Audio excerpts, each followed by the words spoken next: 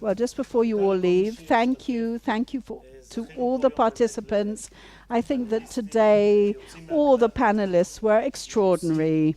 The topics were very often very patriotic. Everyone wanted the best, but things were seen. Actually, when you say the word patriotic, you have to be very careful nowadays. For me, actually, it's not a contemptuous word, but I would like to thank Seema for having organized the day with determination, with her vision and her wisdom. But Seema was not alone. Anna, her right hand, and her left hand as well. She must be behind the scenes once again. And Ezra.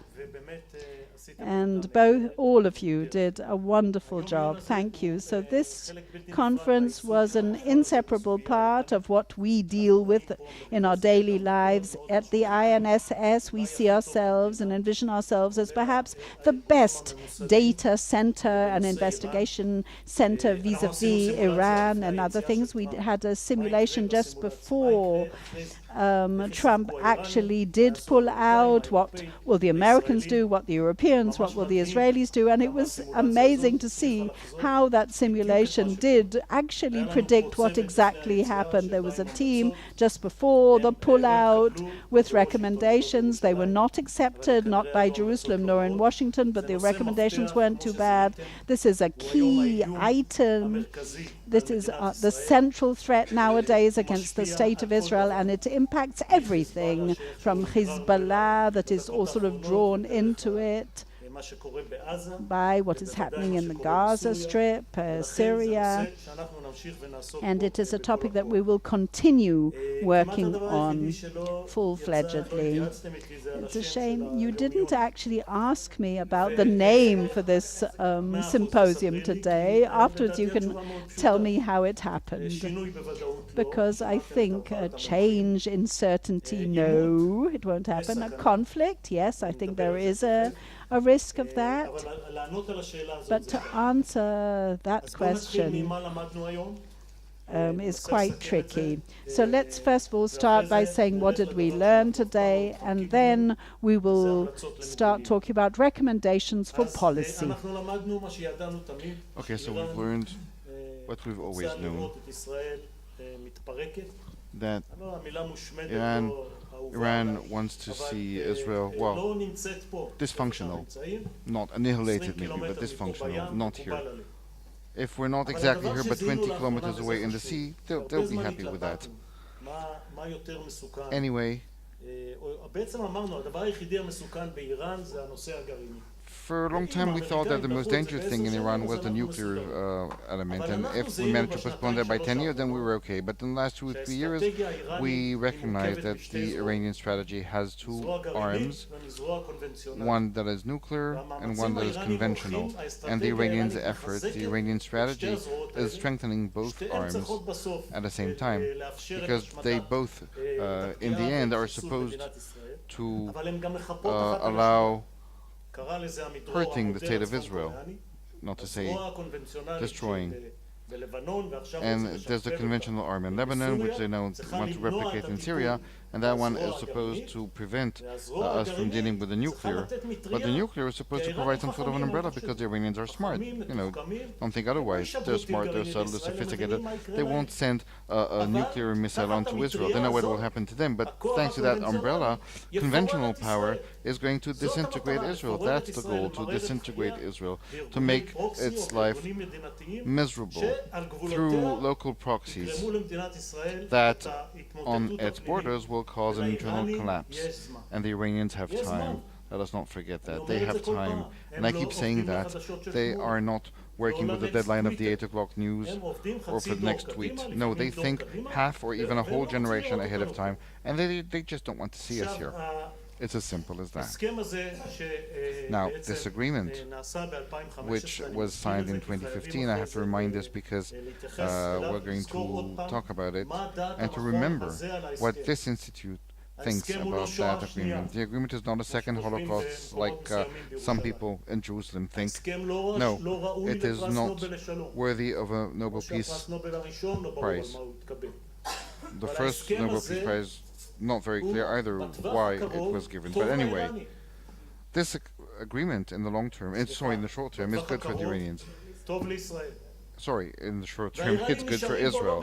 And the Iranians are not breaching it not because of the short term, but because of the long term. Because in the long term, this agreement, and we must not forget that, the sunset of this agreement allows all the Iranians to have an unlimited nuclear program. 2,000 centrifuges, 20 plutogenic reactors, they're allowed to do that. In which case there will be at a distance of 0 kilometers from a bomb, and they will be unstoppable. Today, you can stop them. Because today, with the current agreement, it's 1 year. So we have enough time to recognize that they reach out of the agreement. It's not complicated because there's going to be a press conference in which they're going to announce that they are pulling out and they're going for the bomb. Or if they do something covert. And today we seem to think that we know everything about Iran, that they're not breaching, and that there's nothing covert. But I have to tell you, as the head of intelligence, those who behave like that will be surprised. Even in those places that we thought that we have a 99% coverage, there's still 1%, and there's always a surprise in those little percents left uncovered. So we have to be suspicious all the time. It was said that there are deceitful, and it is true. And even if we think that there is no covert program, we still have to keep checking because there is, or maybe there is. As for the stability of the regime, what we learned today is that what most people think is that in spite of the sanctions and in spite of the fact that Iran is not a place that is pleasant to live in because the air is polluted and the water is not coming out of the taps, and they have a 20% unemployment rate and 30% inflation, and corruption is much higher. What we have in Israel doesn't reach a tenth of what you can find in Israel, in Iran.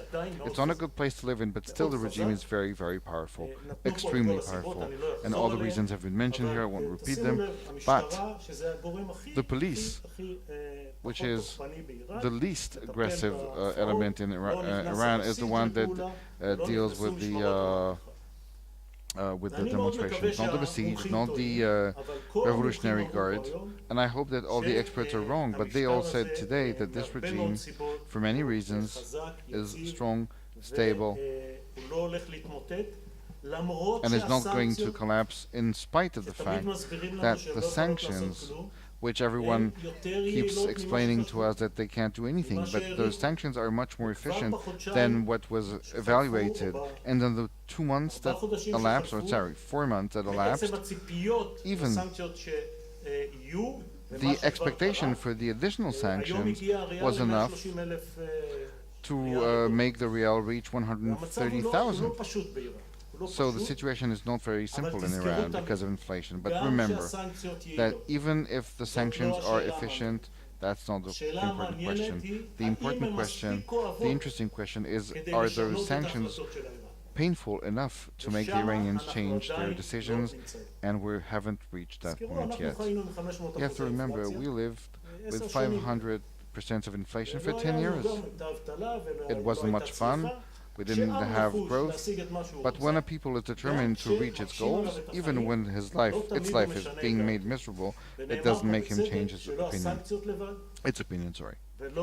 So the sanctions alone, or a military strike alone, or the threat of one alone, or any other operation alone will not make a change. You have to work throughout the front, all along the front, and then there's a chance, there's hope that the more optimistic scenarios might work. What are the optimistic scenarios? Well, there are 2 optimistic scenarios. One is really very optimistic, and that is that the regime should collapse. And what they tried to tell us today, this morning, is that not any collapse of regime will necessarily bring about something better. It's not going to be a Jeffersonian democracy right away. It can be chaos, it can be rising into power of more extreme elements, but in the end it is going to be possible. If there's a change of regime in Iran, we will be rid of many of the reasons for our concerns. The second optimistic scenario is if Iran should come to the negotiating table. On this topic, also, the expert said never. But the fact that they come to negotiate, that's not enough. And I'll reach the recommendations for policy afterwards. But the question is, will these who will be negotiating be able also to come up with a better agreement? And with what we saw with North Korea, I'm not sure that the agreement they might reach is going to be much better than the one that we currently have. The more dangerous scenarios are as follows: Iran leaving or pulling out of the agreement and starting to enrich, just like it did in 2013, which means every centrifuge that is being manufactured is going to be placed, and these are going to be more advanced centrifuges, maybe 10 times more, 20 times more, I don't know. As far as I know, physically speaking, that's not true, but there will be better anyway. And there are 60,000 locations in Natanz. They don't need to build any other facility. They can reach 20%. And then what's our red line? Where do we stop?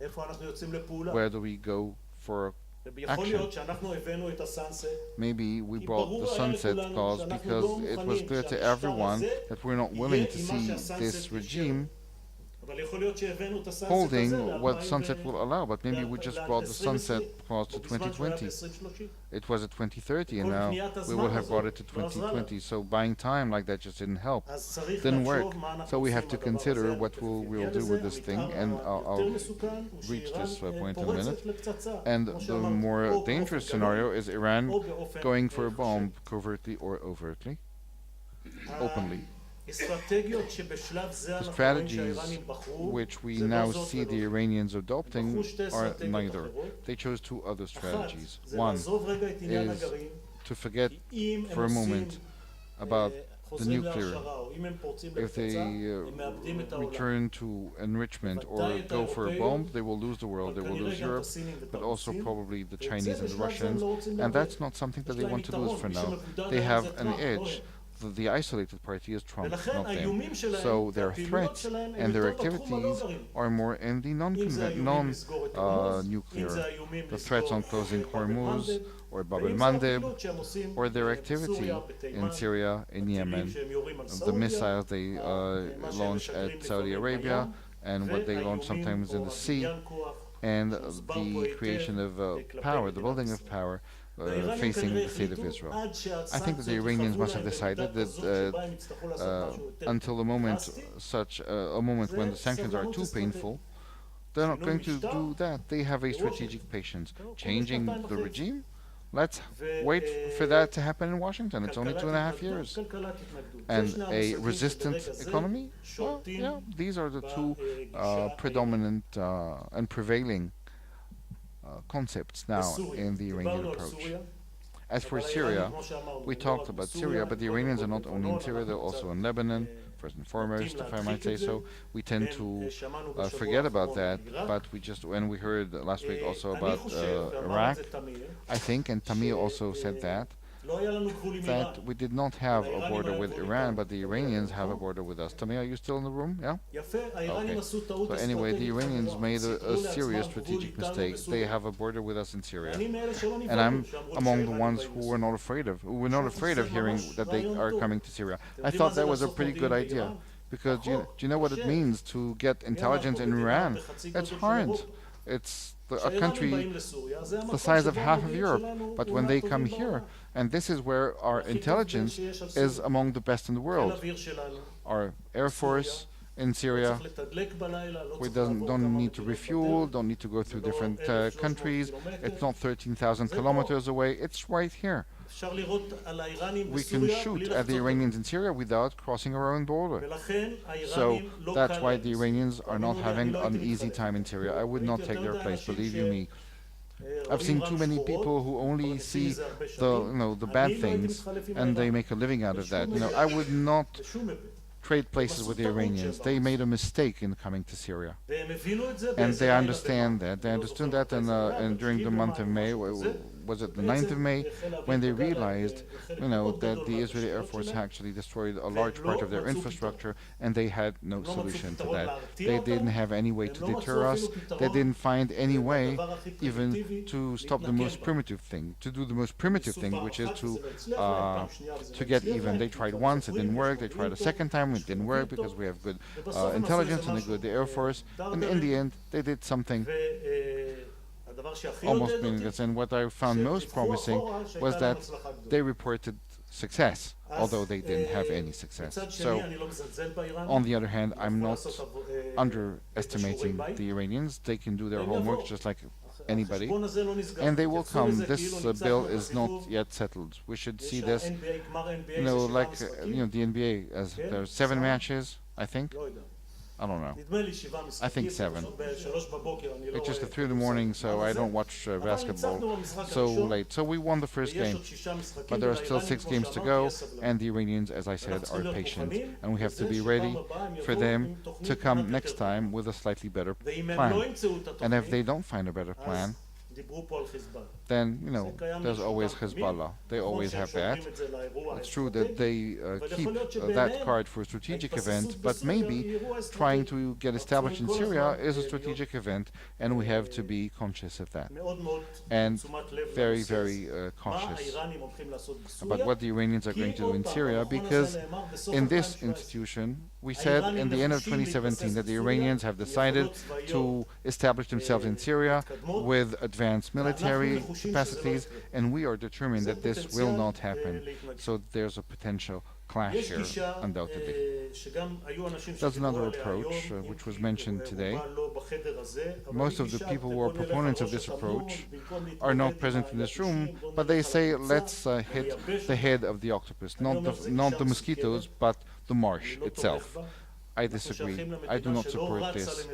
I think that we are in a state that does not rush for war, rush to war, and like Ben-Gurion explained, we can't beat 350 million Arabs or 1.4 or 5 billion Muslims who want to see us deep at sea, but we have to be prepared when we have no other option to go to war. We don't have to go to war when we don't have to, but we have to be prepared to do that. And those who are thinking about the war in Gaza think more about what it will cost us to hit Tehran. Maybe we will have to reach that point, but only when it's the last resort. It's not something that you initiate, because we did manage to find some pretty good solutions to the Iranian challenge so far without unleashing an all-out war with Iran. Maybe if we get there, we will win, but it's not a good idea.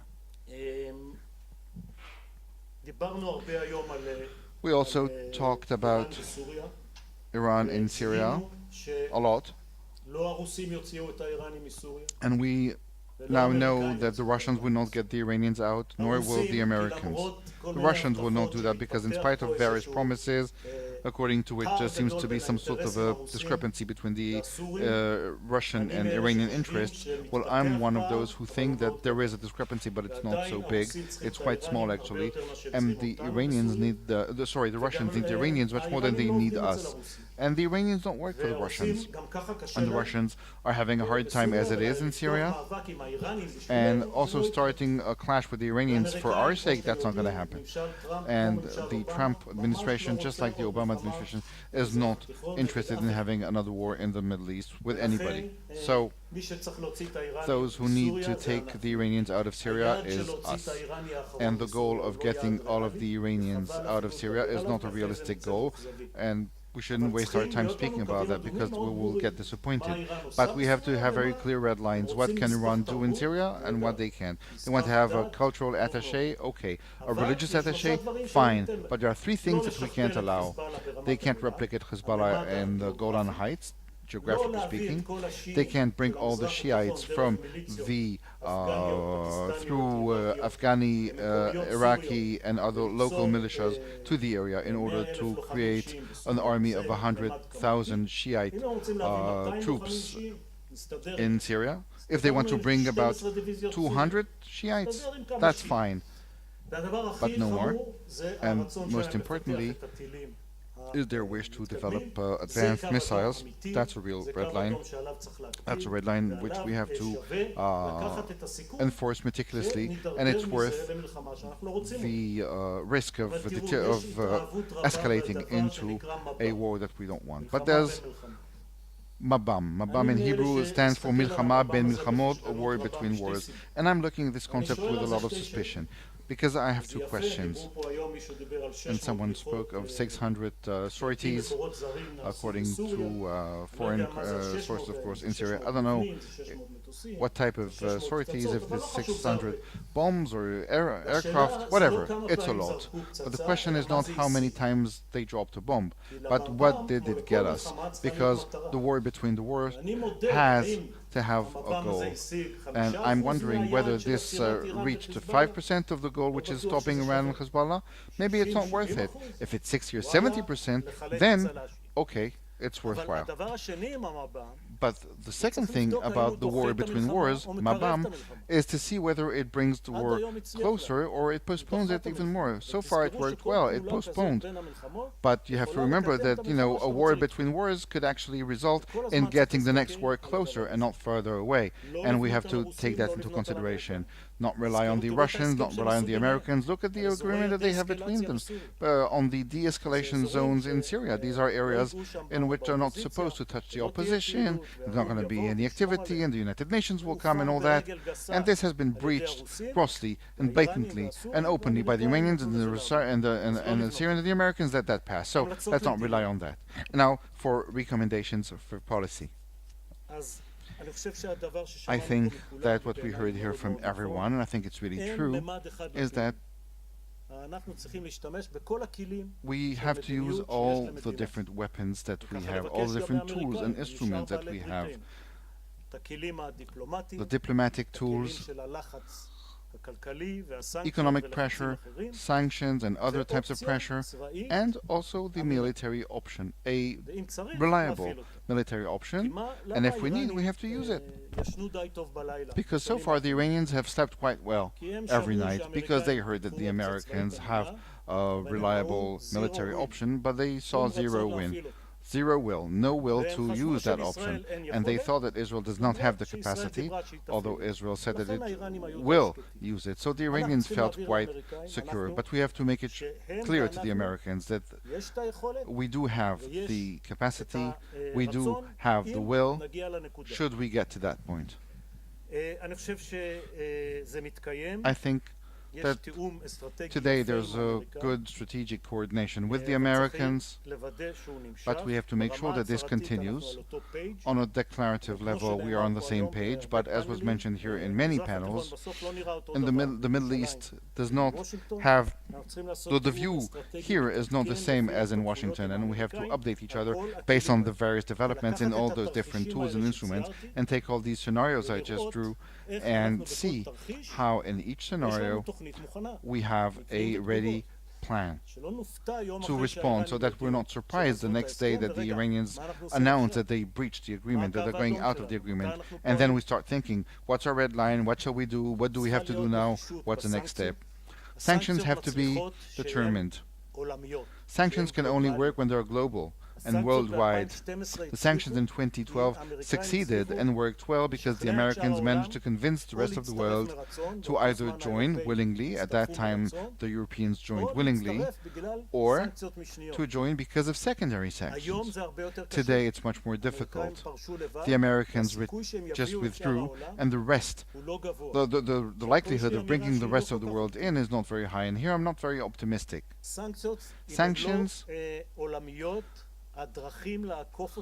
are easy to escape if they're not global with time. With time, you can develop all kinds of mechanisms, create all kinds of fake companies, create SWIFT systems that are not dependent on the dollar, all kinds of things like that. Today, we see that the Europeans and the Koreans and everyone is thinking about how to escape the sanctions. And if it's not global sanctions, the more time passes, the more they will find ways to escape them. And Amidro said today in a frustrated tone that the Americans had such wonderful cards in their hands and they played them badly. So if the sanctions do work, if the sanctions do have an effect on the Iranians, how can we make sure that the next agreement is created, or how can we mend, simply speaking, the problems of the previous agreements? Supervision, and all those who are happy with the supervision, I must tell you that I'm concerned.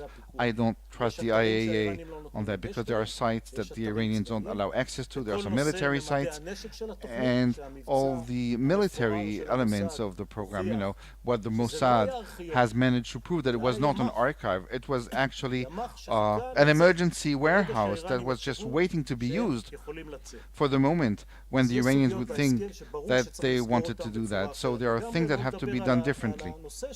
Not to mention the fact that there's the whole question of non-nuclear weapons, missiles, and the negative activity of Iran in the Middle East. All that has to be part of the next agreement. I spoke of the red lines. I'm not going to repeat that. There was the question of the back slope. Does Israel have to occupy a flank position? And the answer is, it's always good to be in a flank position with someone at the front, but we have to be ready for the possibility that at a certain point the front position is going to be empty, and then we have to step in. And lastly, as for the 5-year program of power building in the IDF, the Gideon program, we have assumed that we have 10 years of time bought for us for the Americans. I'm not sure that we wanted them to buy 10 years for us, but presumably this is the situation. But if we look at the various problematic scenarios because of the war between wars in Syria or other problems, then the 10-year or 5-year program of the IDF is not appropriate. It has to change. It has to be updated and adapted to the reality on the ground. That's what we have to work on, more than just protecting ourselves to death. 3 last comments before I finish. Hezbollah, I'm one of those who completely agree with what Tamir presented here. We do not have to attack churches in Lebanon, but the harbor and the power stations and so forth. Hezbollah in Lebanon for us should be something, it should be the same, Hezbollah in Lebanon. If we did that in the Second Lebanon War, it would have ended after 6 days. It would have been the best war we had ever fought, because the whole world would have imposed a ceasefire, and after Lebanon understood what happened to it, and we would not have those, what we managed to reach, those 12 years of quiet would have been achieved in those 6 days. The attack on Dahya and the long-term and mid-term missiles, that was done in the first 6 days. So attacking infrastructure is a way of stopping the war immediately, but also it's a way of making clear to the Lebanese that they can't give shelter to Hezbollah, because what Amidro and Amos Gilad mentioned here was that silly thing that we did in 2007, that when we started to seek out Hezbollah, that was hiding behind the backs of the civilians in Lebanon. So if we know how to destroy Hezbollah on our own, that's fine. But if we can't do that, if we don't know how to do that because they're hiding behind the back of the Lebanese state, then Lebanon equals Hezbollah. There is no doubt in my mind about that. As for Ben-Gurion, the last thing he said was that Israel has to use only power. And those who say that just don't know Ben-Gurion. I'm sorry, I'm the head of the institution of the legacy of Ben-Gurion. If there's one thing you want to remember from Ben-Gurion, he said that Israel will only exist through its might and its justness. So Ben-Gurion is much more complex than just use power and nothing but power. At that time, and see the paradox, the Arabs surrounding us, it was clear that they were going for a second round of violence, so we had to postpone that as much as possible. And they were our major enemies, Egypt, Jordan, and Syria. Who were our friends at the time, according to Ben-Gurion? Iran and Turkey, the second circle, the periphery. But today everything has been turned. And there's Ethiopia also, but Ethiopia is not against us. But Iran and Turkey today are not our chums. So Ben-Gurion was a huge diplomat and statesman. I can't go into all that, but saying that he only used power, that's not true. And the way when he created the state of Israel, he was right. And then in 1977, the peace of with Egypt in 1973, the Yom Kippur War. Yeah, it's true that his approach has proven itself in 56 and 67, but it was the end of that, and things changed. Also, you mentioned about the pessimistic being an optimistic with a lot of experience. I must say that I'm still an optimistic. I think that the state of Israel is strong, terribly strong, wonderfully strong, and I would not trade places with the Iranians, Hezbollah, or Syria, or the Hamas, or anybody else. And from challenge to challenge, we've been saying this for 25 years, how hard it's going to be, and we're only becoming stronger and stronger. The only question is, what do we do with this strength, with this might? Do we keep driving to the same destination, or are we going to change that? But that is something we're going to discuss after the holidays. Thank you very much. Happy New Year.